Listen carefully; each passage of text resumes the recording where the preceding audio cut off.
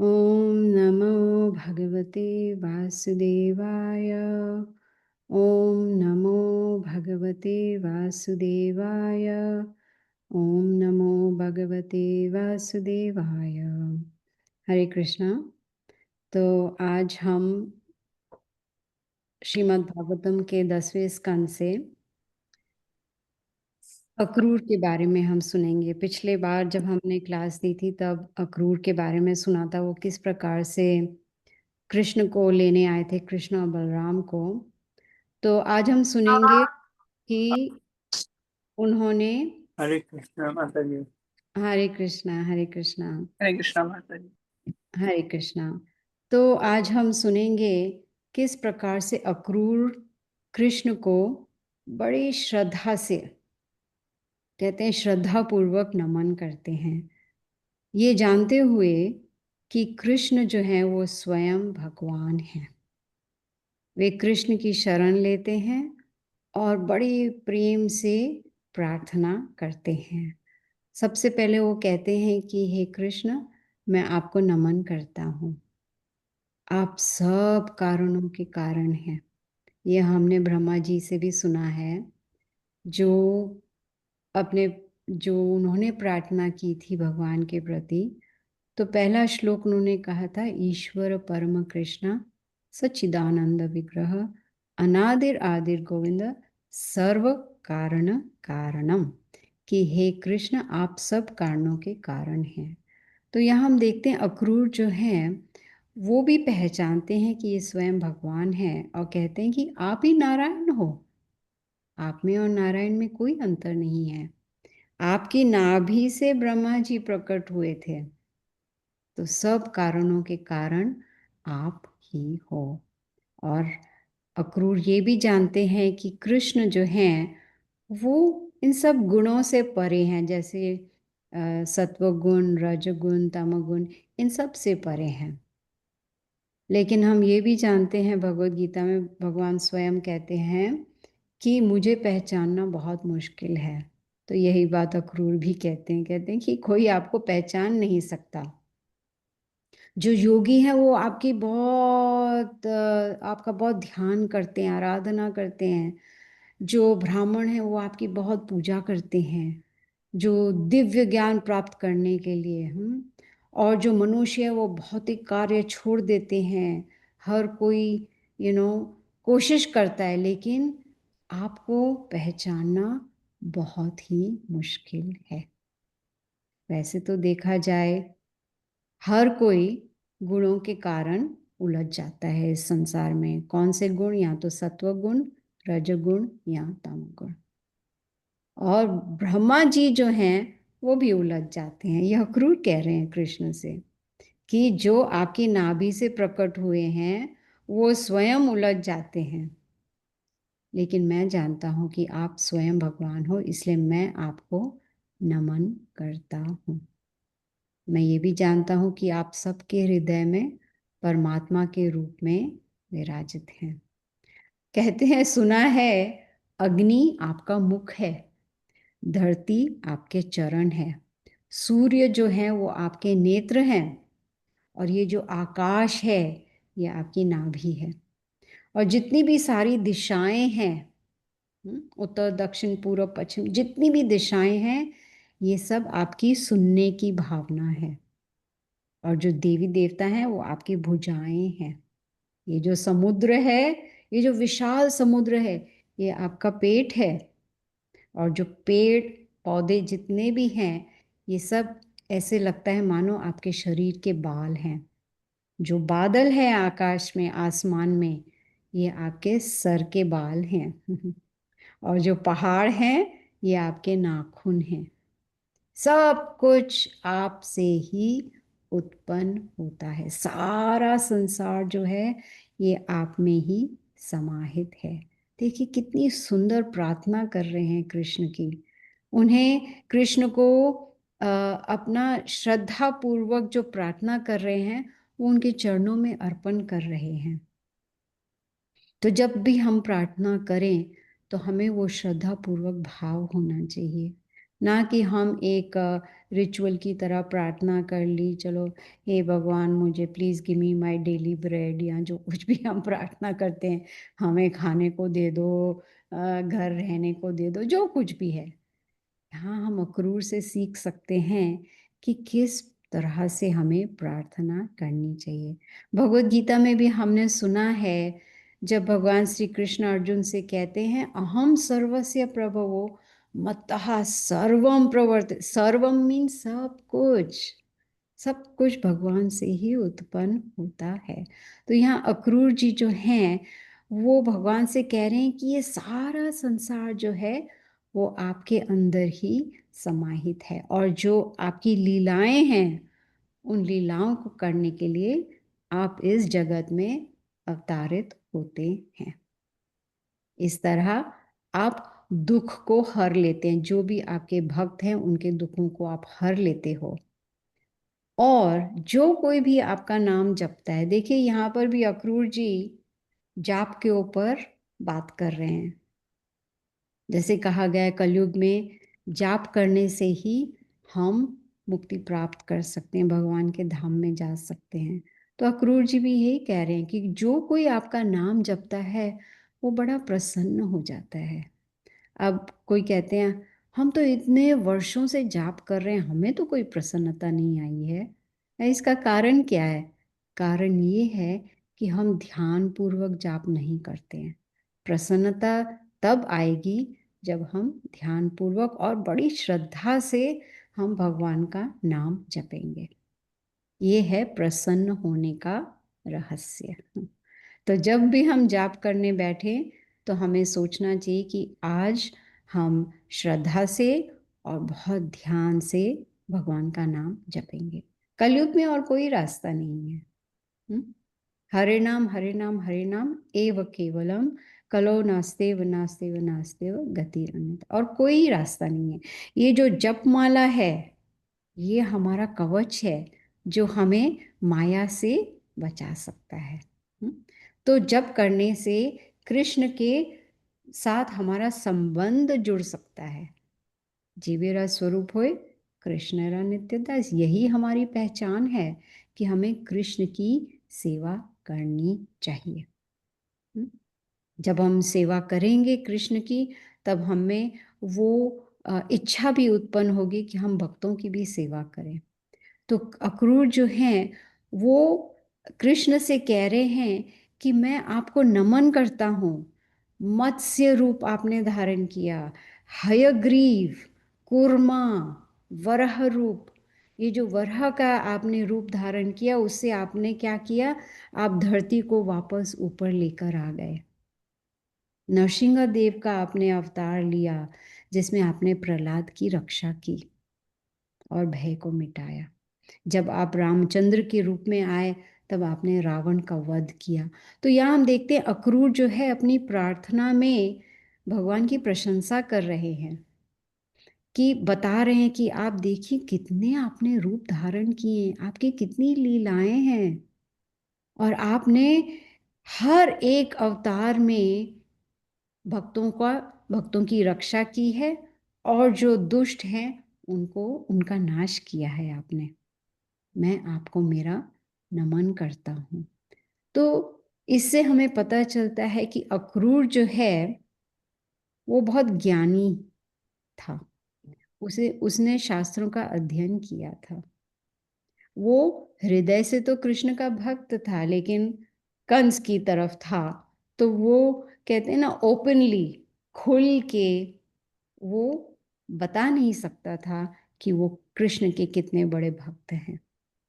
जब वो कृष्ण से आमने सामने मिले तब उन्होंने ये अपना अपना जो एहसास था, अपनी जो भक्ति थी वो कृष्ण के प्रति प्रकट की। उन्होंने कहा कि हे कृष्ण, मैं नमन करता हूँ कि आपने जो रूप लिए हैं, जो आपने एक्सपेंशंस जो होती हैं ना, जैसे वासुदेव, संकर्षण, अनिरुद्ध, प्रद्युम्ना, इन सब रूप को मैं नमन करता हूँ। आपके बुद्ध रूप को भी नमन करता हूँ। हमने पढ़ा है श्रीमद् भागवतम में कि कृष्ण जो है वो लॉर्ड बुद्धा के रूप में भी आए थे, और इसका एक कोई कारण था। अब वो तो, मैं तो हैरान हो गई ये पढ़ के कि अक्रूर जी कहते हैं कि मैं आपके कल की रूप का भी नमन करता हूँ। कल की जो अब तक प्रकट नहीं हुई है, वो रूप अभी तक प्रकट नहीं हुआ है। वो तो 427,000 सालों के बाद कल्कि का अवतार होगा। लेकिन यहाँ अक्रूर जी जो हैं उस रूप की भी प्रशंसा कर रहे हैं। कहते हैं कि इस जगत में मनुष्य जो है वो माया में फंसा हुआ है, हर वक्त बस यही चिंतन करता है, और ये एक जो गाना है वो गाता रहता है, मैं और मेरा, ये मेरा है, ये मेरा है, वो मेरा है, ये पति मेरा है, ये पत्नी मेरी है, ये घर मेरा है, ये गाड़ी मेरी है, ये नौकरी मेरी है, ये दोस्त मेरे, बस मैं। एक्चुअली बकरी जो है वो करती है ना मैं, है कि नहीं? तो हम बकरी की तरह मैं करते रहते हैं, सब मैं और मेरा। तो अक्रूर जी कहते हैं ऐसा करने से मनुष्य और भी माया में फंसता जाता है और मोहित हो जाता है। बिल्कुल, इस धरती की चकाचौंध रोशनी और जो कुछ भी दिखाई देता है उसमें वो फंस जाता है। तो अक्रूर जी कहते हैं कि जब कोई व्यक्ति ये सोचता है कि मेरा शरीर, मेरा परिवार, मेरा घर, मेरा पैसा, और ये सोचता है कि ये सब सत्य है, ये हमेशा रहेगा। वो सोचता है कि ये जो अस्थाई जगत है उसको वो सनातन समझने लगता है कि ये जो जगत है ये हमेशा रहने वाला है। तब अक्रूर जी कहते हैं कि मैं भी अज्ञानता में था। ये बहुत बड़ी बात है। मनुष्य अगर अज्ञान होता है वो कभी नहीं कहता कि मैं अज्ञानी हूँ, कभी नहीं कहेगा। हम देखते हैं जब हम कोई कोई वार्तालाप चल रहा है और बहुत सारे मित्र हैं, सब आपस में बात कर रहे हैं, और उस समय अगर हमें लगता है कि अरे ये क्या बात कर रहे हैं, मुझे तो पता नहीं है, मुझे तो समझ नहीं आ रहा है, लेकिन कभी बोलेंगे कि माफ़ करना मुझे समझ नहीं आ रहा है, आप क्या बात, नहीं, ऐसे ऐसे एक्टिंग करेंगे, हाँ हमें तो सब आता है, लेकिन मन में चल रहा है, आता कुछ नहीं है। लेकिन यहाँ अक्रूर जी सामने से कृष्ण से कह रहे हैं कि मैं अज्ञानी हूं, मैं आपको पहचान नहीं पाया, मेरी बुद्धि अपंग हो गई है। अब मेरे जो मन की शक्ति है वो मानो खत्म हो गई है, मन भौतिक इच्छाओं में उलझा हुआ है। अब अक्रूर जी जो इतने परम भक्त हैं वो इस प्रकार से बोल रहे हैं, तो हमारी क्या स्थिति है? सोचने वाली बात है। वो कह रहे हैं कि मेरी जो इंद्रियाएं हैं मुझे इधर उधर खींच रही हैं, लेकिन मैं आपके चरणों की शरण लेना चाहता हूँ। जो अशुद्ध व्यक्ति होता है वो कृष्ण की शरण नहीं लेता है, ये अक्रूर जी कह रहे हैं। जो अशुद्ध व्यक्ति है वो कृष्ण की शरण ले ही नहीं सकता है। फिर भी हे कृष्ण, आप इतने कृपालु हो कि आप अपनी कृपा उनको भी दे सकते हो। कैसे? जो कोई भी आपकी सेवा करेगा आप उनको धीरे धीरे शुद्ध कर दोगे।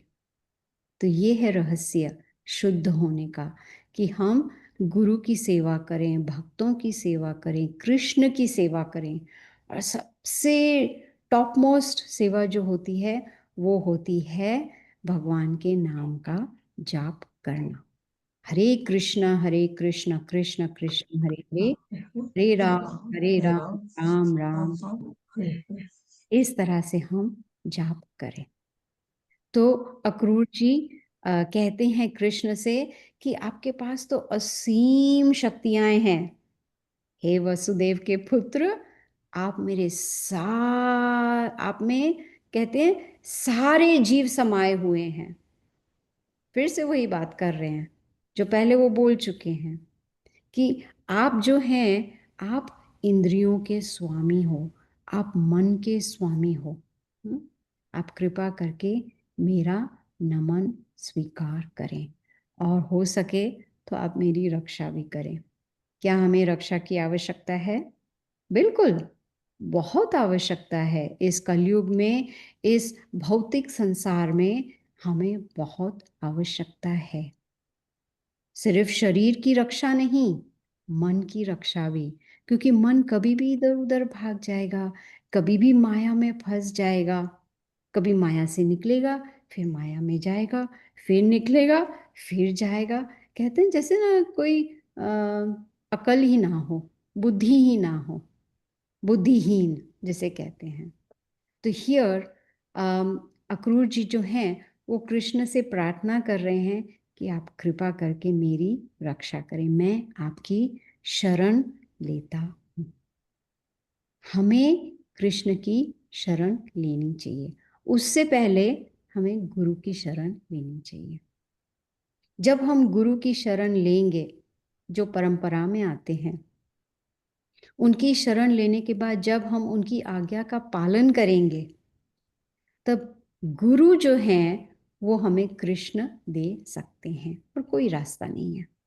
ये कृष्ण स्वयं कहते हैं कि मैं गुरु देता हूँ, और गुरु जो है वो आपको मेरे पास ला सकते हैं। श्रील प्रभुपाद जी ने एक बार कहा था कि जो वैकुंठ है उसका जो पीछे का द्वार है, उसकी चाबी मेरे पास है।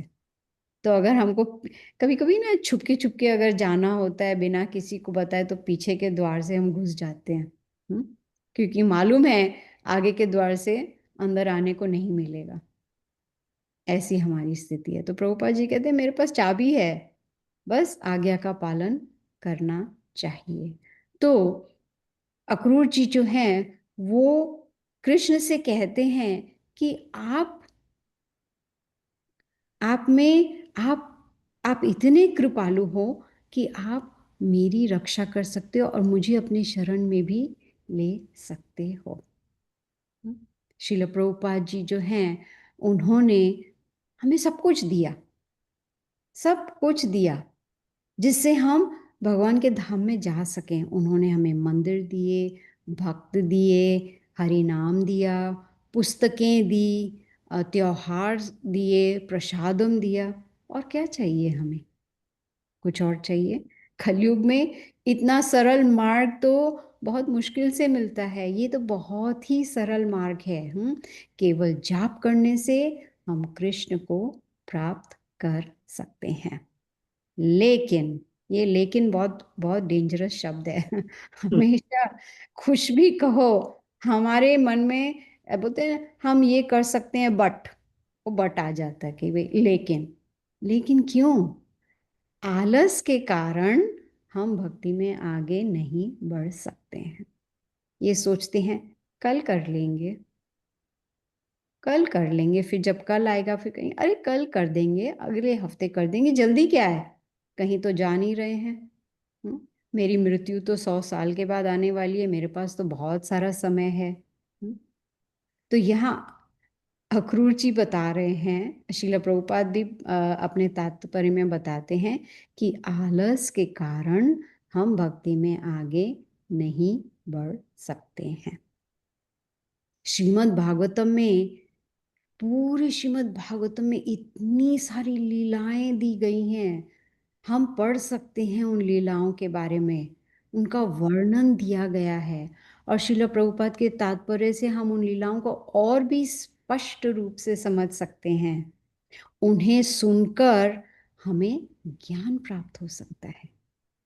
तब हम समझ सकते हैं कि किस प्रकार से इस मानव जीवन को हमें व्यतीत करना चाहिए।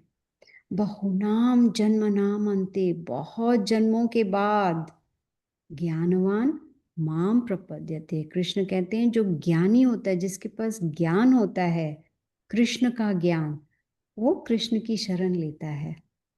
और वो जानता है वासुदेव सर्वमिति, कृष्ण सब कुछ है, लेकिन स महात्मा सुदुर्लभ, ऐसा महात्मा बड़ी मुश्किल से मिलता है। तो हम ये बहुत ही, हम कह सकते हैं हम बहुत ही नसीब वाले हैं कि हमें ये शास्त्रों का जो ज्ञान है उसे पढ़ने का और सुनने का अवसर हमें प्राप्त हुआ है। बहुत जन्मों के बाद मानव शरीर मिलता है और बहुत तपस्या, बहुत पुण्य करने के बाद हमें भागवतम सुनने का अवसर प्राप्त होता है। ये कोई मामूली काम नहीं है। ऐसे नहीं है कि किसी को भी, जैसे ना अंग्रेजी में कहते हैं टॉम डिक एंड हैरी, भाई किसी को भी ये ज्ञान प्राप्त हो जाए, नहीं, बिल्कुल नहीं, बहुत जन्मों के पश्चात। तो अगर हम इस मानव जीवन का सदुपयोग करना चाहते हैं तो हमें ध्यान पूर्वक श्रद्धा से भगवान के नाम को जपना चाहिए, 4 नियमों का पालन करना चाहिए। कृष्ण को भोग चढ़ाए बिना कुछ भी नहीं ग्रहण करना चाहिए, सिर्फ प्रसादम खाना चाहिए। श्रील प्रभुपाद की जो पुस्तकें हैं उनको ध्यानपूर्वक पढ़ना चाहिए, सुनना चाहिए। इस प्रकार से जब हम भक्तों के संग में, जैसे अब हम सब मिलकर भक्त एक साथ श्रीमद् भागवतम सुन रहे हैं, अक्रूर जी की प्रार्थना सुन रहे हैं, तो जब हम भक्तों का संग करेंगे, मंदिर में सेवा करेंगे, भक्तों की सेवा करेंगे, ऐसा करने से धीरे धीरे हमारे हृदय में भक्ति का बीज उत्पन्न हो जाएगा। फिर उस बीज को हम जब जल देंगे, वो जल क्या है? हरे कृष्ण कृष्ण कृष्ण हरे हरे, हरे राम राम राम हरे। तो तब वो जो बीज है वो पनपने लगेगा और धीरे धीरे उसमें फल और फूल भी उत्पन्न होने लगे। इसका मतलब है कृष्ण के प्रति हमारे हृदय में प्रेम जागृत होगा। तो अक्रूर जो हैं वो ये प्रार्थना कर रहे हैं, तो हमें भी अक्रूर जी की तरह हर दिवस प्रार्थना करनी चाहिए। हर दिवस हम अगर हर दिवस थोड़ा सा समय निकालकर हरे कृष्ण मंत्र का जाप करेंगे, वो हमारी एक प्रार्थना होगी। श्रील प्रभुपाद जी बताते हैं कि ये जो हरे कृष्ण महामंत्र है वो एक प्रार्थना है कृष्ण के प्रति, श्रीमती राधा रानी के प्रति, कि हे कृष्ण, हे राधा रानी, मैं आपकी सेवा करना चाहती हूँ, मुझे सेवा करने का अवसर प्रदान करिए। तो हमें सेवा का अवसर तो प्राप्त हो रहा है, कैसे? हरि नाम जाप करके। तो जब हम जाप करें तो हमारे मन में ये भाव होना चाहिए कि ये जो प्रार्थना है वो मैं कृष्ण के चरणों में अर्पण करना चाहती हूँ। और जब सच्चे हृदय से ध्यानपूर्वक हम करेंगे तो हमारा उद्धार हो जाएगा। अब हमें ये सोचना है कि हम उद्धार अपना चाहते हैं कि नहीं चाहते हैं। ज़रूरी नहीं है जो भी ये ज्ञान प्राप्त करते हैं वो उसको अपने जीवन में अमल करना चाहते हैं। कोई कोई भागवतम सुनते हैं सुनने के लिए। कभी कभी मुझे कोई कहता है बहुत सुंदर था, अच्छा था, अब आगे क्या? कुछ नहीं, बहुत सुंदर था, फिर अगले साल फिर सुनेंगे। तो ये भागवतम जो है ये सिर्फ सुनने के लिए नहीं है, इसको अपने जीवन में भी उतारना है। लेकिन चुनाव हमें स्वयं करना होगा कि हम इस ज्ञान जो हमें प्राप्त हो रहा है श्रीमद् भागवतम से, जैसे आज हमने अक्रूर जी की प्रार्थना सुनी, उनका भाव सुना, उनकी श्रद्धा के बारे में हम जान पाए, तो इससे हम क्या सीखते हैं कि वही हमें अपने जीवन में उतारना चाहिए। अगर हम ऐसा करेंगे तो फायदा किसका होगा? अगर आप जाप करेंगे तो क्या मुझे कोई फायदा मिलेगा? कुछ नहीं, सिर्फ आपको मिलेगा। जब मैं जाप करूंगी तो फायदा सिर्फ मेरा ही होगा। इसलिए इस अक्रूर जी की प्रार्थना से हमें समझना चाहिए कि प्रार्थना करना बहुत आवश्यक है अगर हम माया से बचना चाहते हैं। तो ये जो पूरा अध्याय था ये अक्रूर जी की प्रार्थना के ऊपर था। तो मैं अभी समाप्त करती हूँ। अगर आप में से किसी को कोई एक्सक्यूज़ मी, किसी को कोई प्रश्न हो तो आप